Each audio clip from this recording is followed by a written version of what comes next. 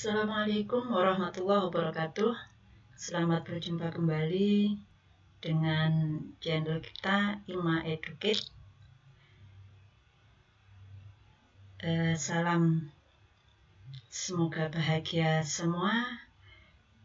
Rahmat dan pengampunan Allah selalu meliputi kita semua. Shalawat serta salam tidak lupa kami haturkan kepada baginda Rasul Shallallahu Alaihi Wasallam dengan ucapan Allahumma sholli ala Sayyidina Muhammad. Berjumpa kembali dengan saya. Kali ini kita akan membahas tentang bersuci dan cara-cara bersuci. Atau dalam istilahnya, kalau di dalam kitab itu adalah toharoh. Kenapa saya awali dengan toharoh? Karena bersuci itu adalah permulaan persiapan kita ketika kita menghadap kepada Allah untuk beribadah. Ketika kita beribadah, ketika kita sudah berikrar untuk menjadi seorang muslim, maka kita dituntut untuk membuktikan kemusliman kita dengan cara beribadah. Karena beribadah itu syaratnya harus bersuci, beribadah terutama sholat itu syaratnya adalah bersuci, maka di sini perlu kita bahas tentang sekelumit tentang bersuci. Bersuci itu ada bersuci dari hadas dan ada bersuci dari najis. Bersuci dari hadas itu ada hadas besar dan ada hadas kecil. Di dalam bersuci kita sudah ditentukan ada alat-alat bersucinya. Alat bersuci di dalam Islam itu ada dua, ada air dan debu. Air itu adalah alat bersuci yang pokok. Artinya ketika masih ada air, maka air itulah yang harus kita gunakan. Sedangkan debu itu adalah alat bersuci yang sifatnya sebagai pengganti saja. Nah, jenis-jenis air yang bisa kita gunakan untuk bersuci itu ada 7 macam. 1. Air hujan, 2. Air sungai, 3. Air sumur, 4. Air es, 5. Air laut, 6. Air embun, dan terakhir adalah air mata air.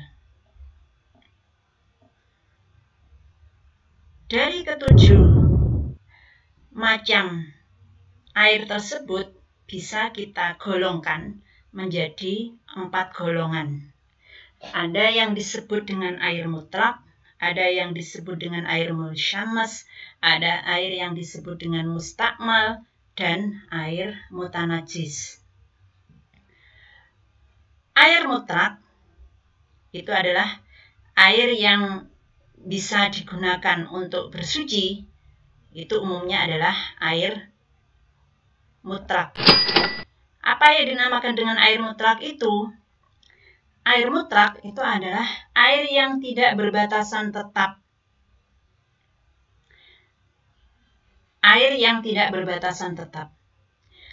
Contoh air yang berbatasan tetap adalah ketika kita merangkai kata, ada kata air, kemudian ditambah dengan kata santan, maka menghasilkan rangkaian kata yang disebut dengan kata air santan. Ketika kita mendatangkan kata air, kemudian kita tambah dengan kata teh, maka akan menghasilkan rangkaian kata berupa air teh.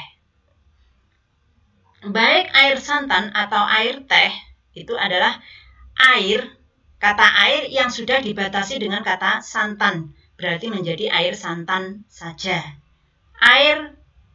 kata air sudah dirangkai dengan teh, maka air tersebut terbatasi dengan teh, menjadi air teh. Dikatakan berbatasan tetap karena ketika telah bercampur, air itu bercampur dengan santan atau air itu bercampur dengan teh, maka campurannya itu sudah tidak bisa dipisahkan lagi. Artinya kita ambil airnya saja, kita pisahkan dari santannya, maka tidak bisa.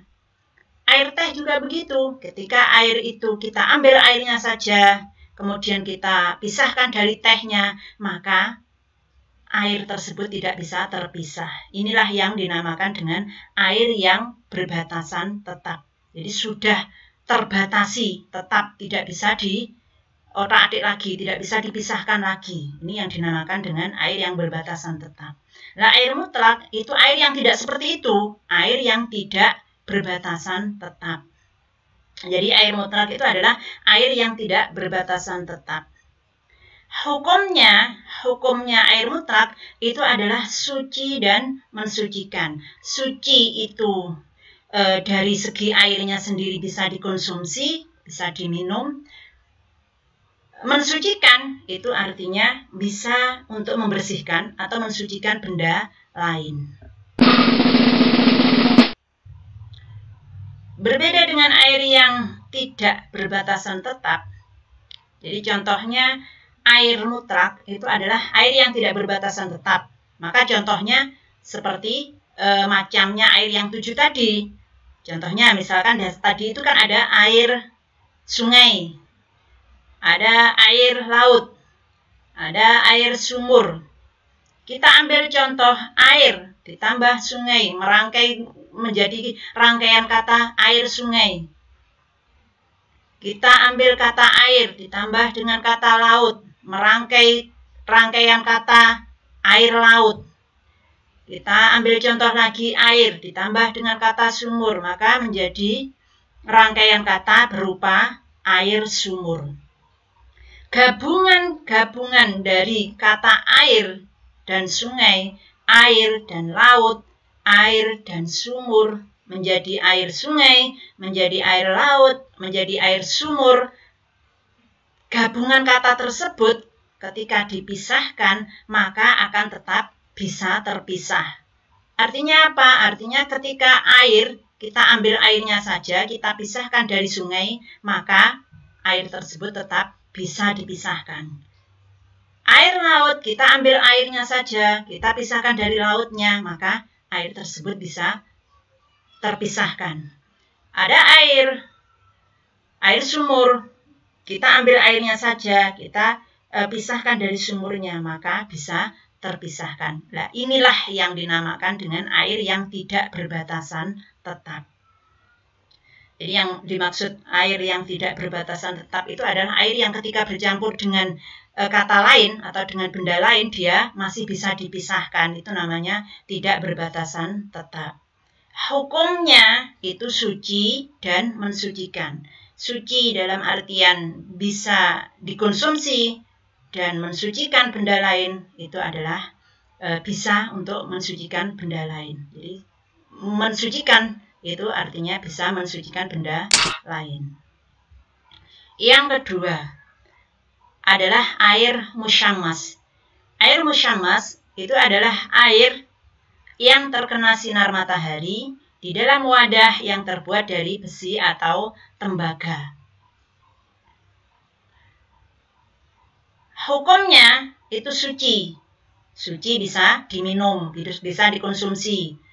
Mensucikan bisa mensucikan benda lain. Namun hukumnya makruh jika dipakai di badan. Jadi makruh jika dipakai di anggota badan. Kalau dibuat wudhu atau dibuat mandi, maka hukumnya makruh. Kenapa dikatakan makruh? Karena ketika air terkena sinar matahari di dalam wadah yang terbuat dari besi atau tembaga, ketika sinar matahari itu memberikan efek panas kepada air tersebut, maka akan ada besi atau tembaga yang ikut memuai di dalam air tersebut. Dan itu jika dipakai di badan, kita gunakan untuk membersihkan badan, untuk berwudu atau untuk mandi, maka akan membahayakan badan, sehingga di situ dihukumi makruh.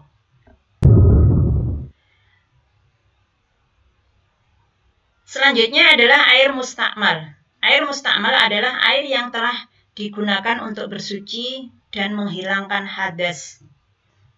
Jadi air mustakmal itu adalah air yang sudah pernah digunakan untuk bersuci atau untuk menghilangkan hadas. Hukumnya air mustakmal itu adalah suci, artinya bisa diminum, bisa dikonsumsi, tetapi tidak bisa mensucikan benda lain. Tidak bisa digunakan untuk mensucikan benda lain lagi. Tidak bisa digunakan untuk mandi lagi. Itu tidak bisa. Digunakan untuk wudhu lagi. Tidak bisa. Yang selanjutnya adalah air mutanajis. Atau istilahnya adalah air yang bercampur dengan najis. Atau air yang terkena najis.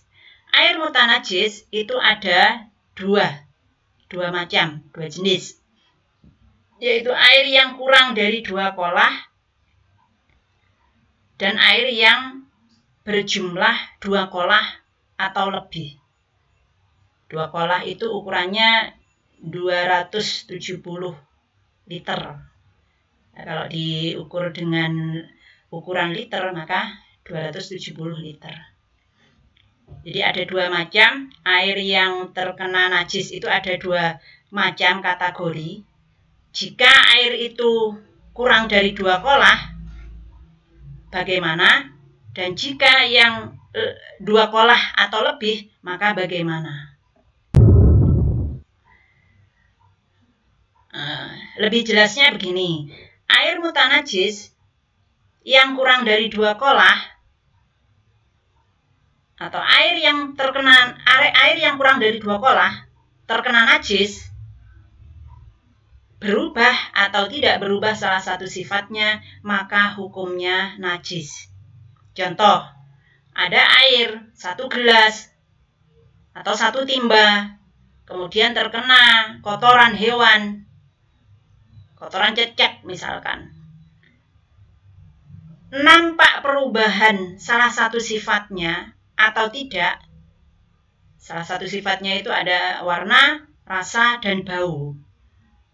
Ketika sifat tersebut ada perubahan atau tidak dalam segi warnanya, ada perubahan atau tidak dalam segi rasanya, ada perubahan atau tidak dalam segi baunya, ada perubahan atau tidak, maka hukumnya tetap najis. Jelas ya? Jadi kalau kurang dari 2 kolah terkena benda najis, maka hukumnya najis. Hati-hati. Yang kedua, itu adalah air mutanajis, air yang terkena air yang jumlahnya 2 kolah atau lebih, kemudian kejatuhan najis atau terkena najis. Nah, ini ditafsir. Tafsirnya atau rinciannya ada jika berubah salah satu sifatnya, maka hukumnya najis. Jika tidak ada perubahan salah satu sifatnya, maka tetap suci atau tidak najis. Contohnya, air 1 kolam besar penuh, kemudian ada anak kecil kencing di situ, di dalam kolam itu. Tidak terjadi perubahan dalam segi bau, rasa, atau warna, tidak ada perubahan sama sekali, maka hukumnya air tersebut tetap suci dan mensucikan. Artinya bisa dibuat untuk bersuci.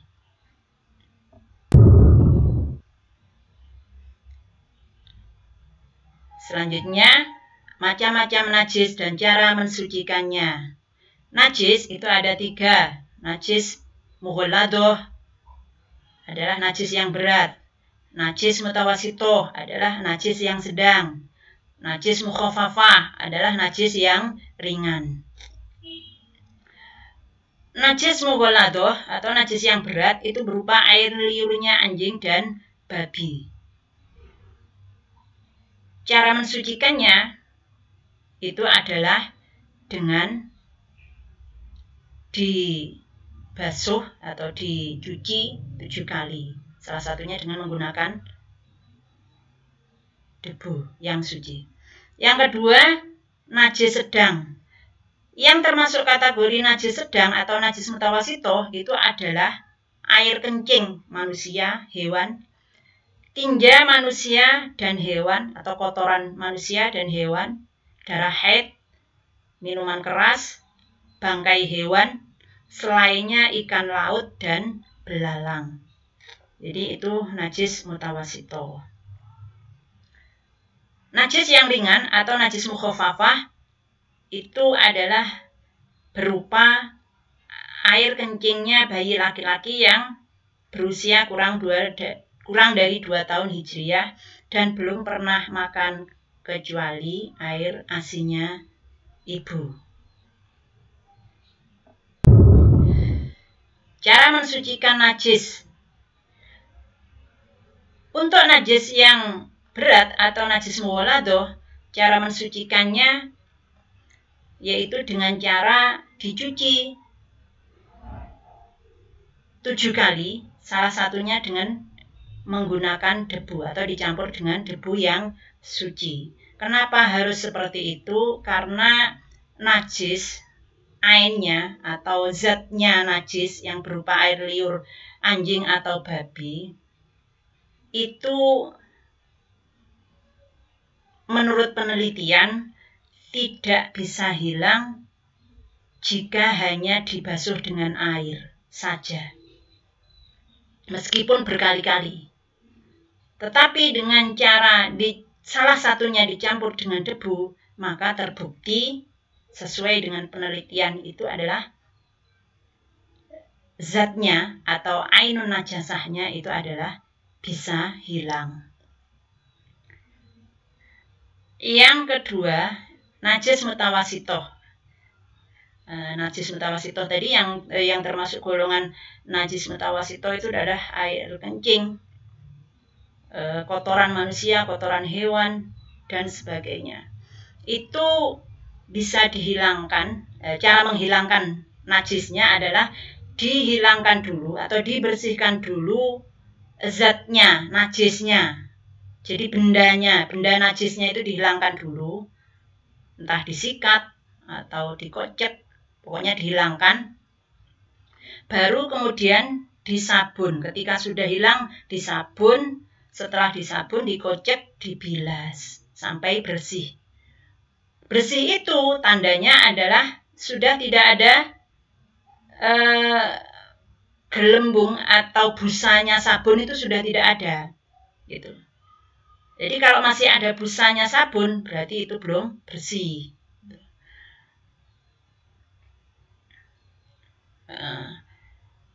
Jika ada zat najis yang masih tersisa dan itu tidak bisa dihilangkan, maka yang dimakfu itu adalah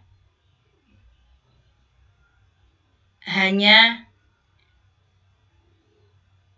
salah satu saja. Jadi jika misalkan warnanya saja tidak bisa hilang, maka itu dimakfu. Contohnya misalkan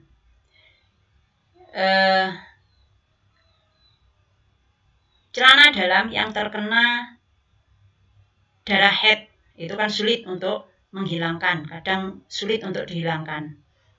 Sudah disikat, ini tidak hilang, masih menyisakan warna. Nah, selama sisanya itu adalah hanya satu saja, satu dari ketiga macam warna tadi, maka sudah dianggap suci, bisa dikatakan suci.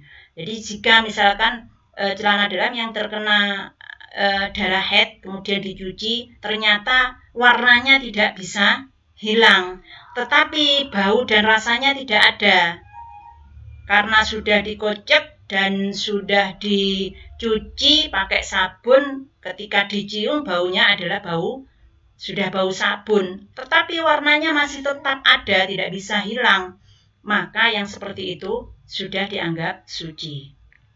Tetapi jika menyisakan 2 sifat atau lebih, maka tidak bisa dikatakan suci. Jadi misalkan bau ada, terus warna ada, berkumpul antara bau dan warna. Baunya si lengur, warnanya si coklat misalkan. Nah, itu tidak suci atau belum suci. Gitu. Jadi tidak boleh berkumpul 2 sifat sekaligus di dalam benda itu.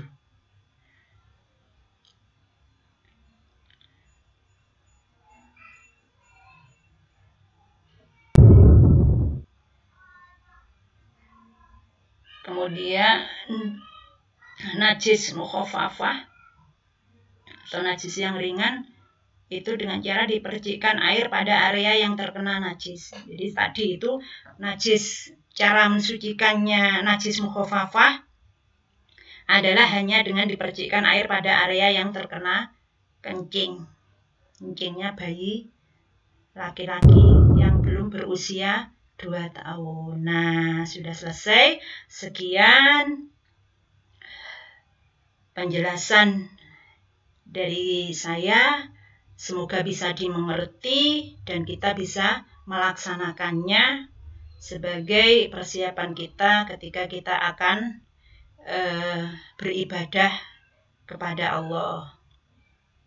Selamat berjumpa kembali di lain kesempatan. Jangan lupa subscribe, like, dan komen yang membantu kepada kita. Assalamualaikum.